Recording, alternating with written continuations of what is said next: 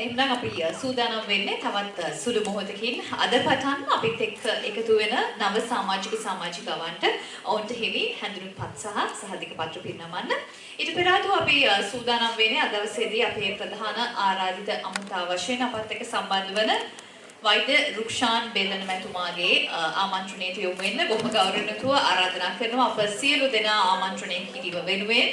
वैद्य रुक्षान बेलन महता MD Colombo जातिक रोहाले अध्यक्ष president college of medical administrators of Sri Lanka वैद्य रुक्षान बेलन मैथुमनी ඔබටයි මේ ගෞරවනීය ආරාධනය අපි සියලු දෙනා ආමන්ත්‍රණය කරනවා.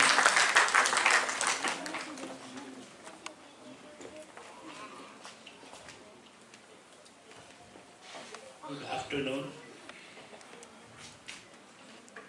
The chairman, Honorable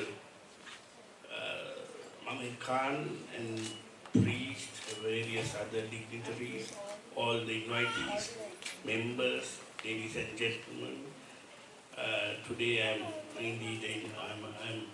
privileged to talk to you in front of you, especially with regard to the issue, the topic of the event is about human rights, international human rights.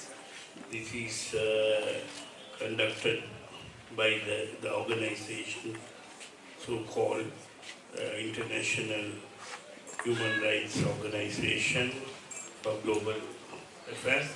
And then I am also very aware about the topic that comes with it is about violence against females or women. So these things are actually, these two topics are very closely related to the health sector. In the health sector, we have a lot of debate, a lot of educational material, and a lot of things that we follow to understand these two major fields. One is the human rights internationally, and then the violence against women.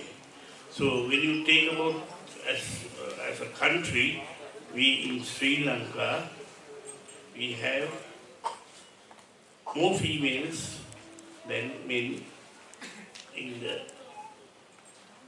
population.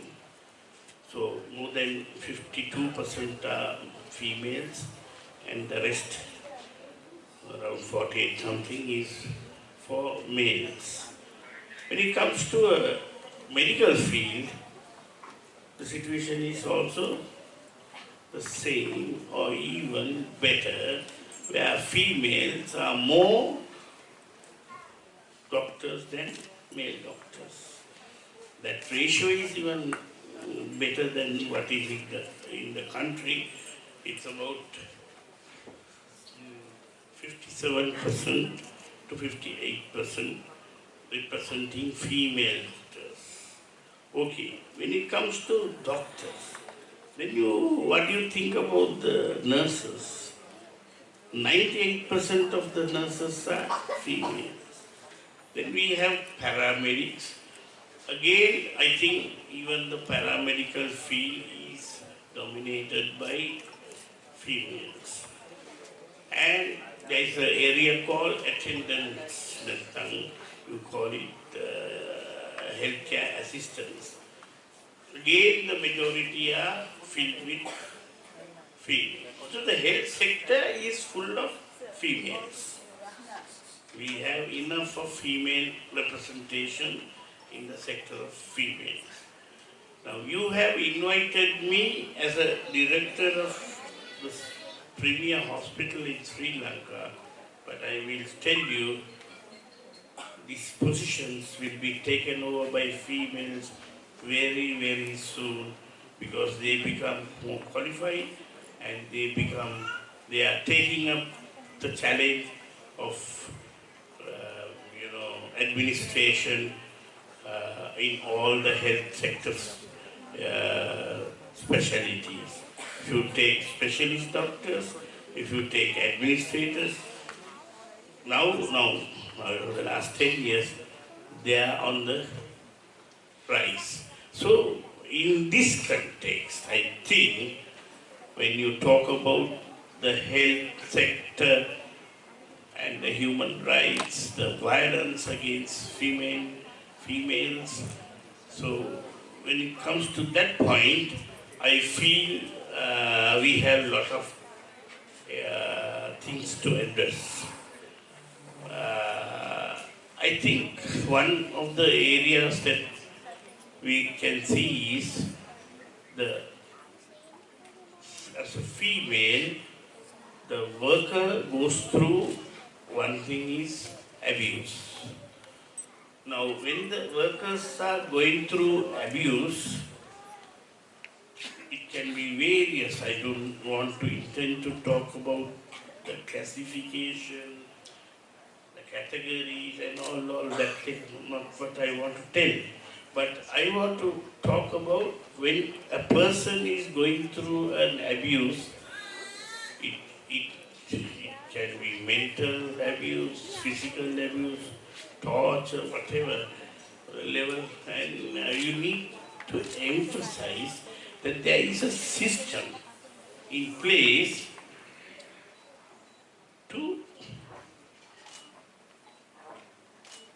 give support to the female, for the female to be confident to seek that support, and also for the female, when you take, the feeling of confidentiality should be there in a female, and all this should be within the system. The system should have this, mechanisms in place to support that, violence, or we call it abuse, whatever, and we need to have a transparent system to mitigate those issues. So when we talk about the, when it comes, let's say, doctors, females go through, I feel, lesser harassment, abuse, or any other sort of violence against the doctor when it compared to the lower categories like, attendants, healthcare givers, they go through much more severe and frequent subject to those violence.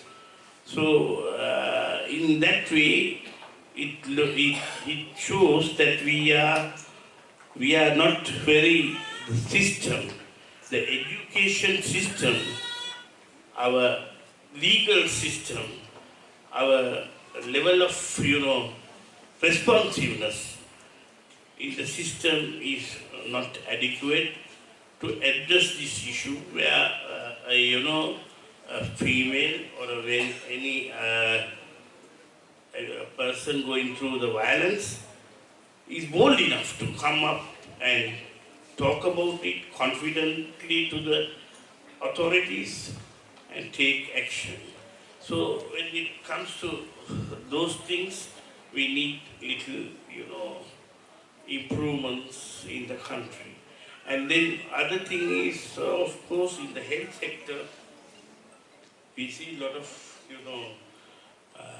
frequent strikes.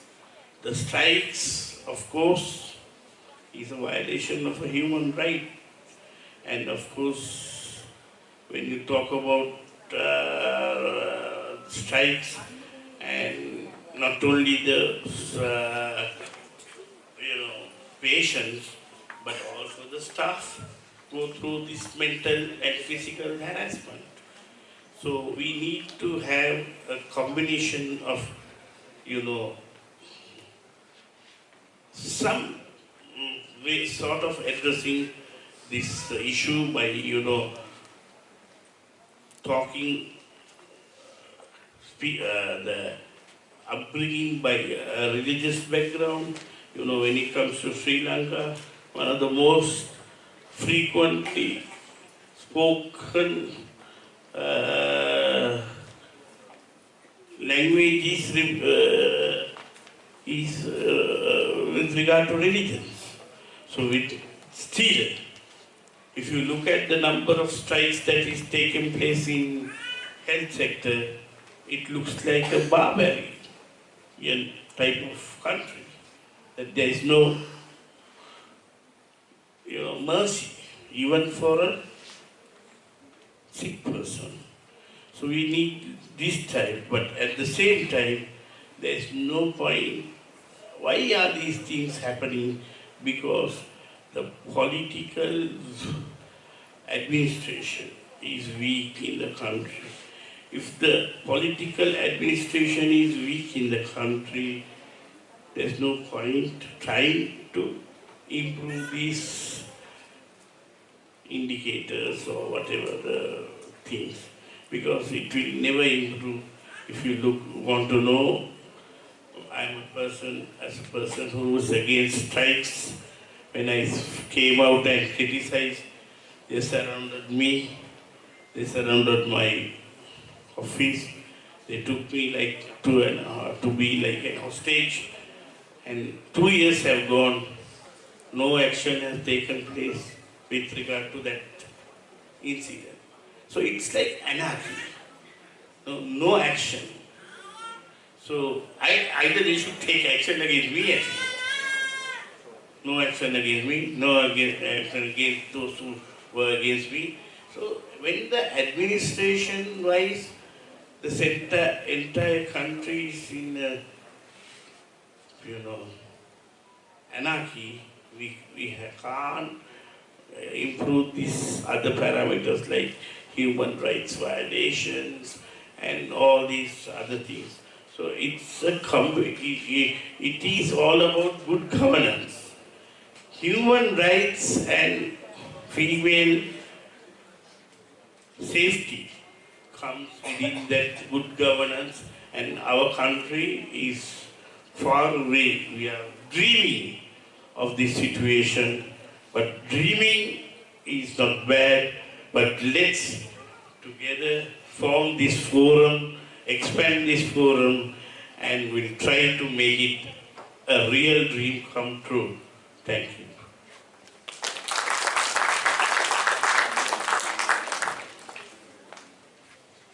බෙහෙවින්ම ස්තුතිවන්ත වෙනවා කොළඹ ජාතික රෝහලේ අධ්‍යක්ෂ වෛද්‍ය රුක්ෂාන් බෙල්ලන මැතිතුමාට. හොඳයි.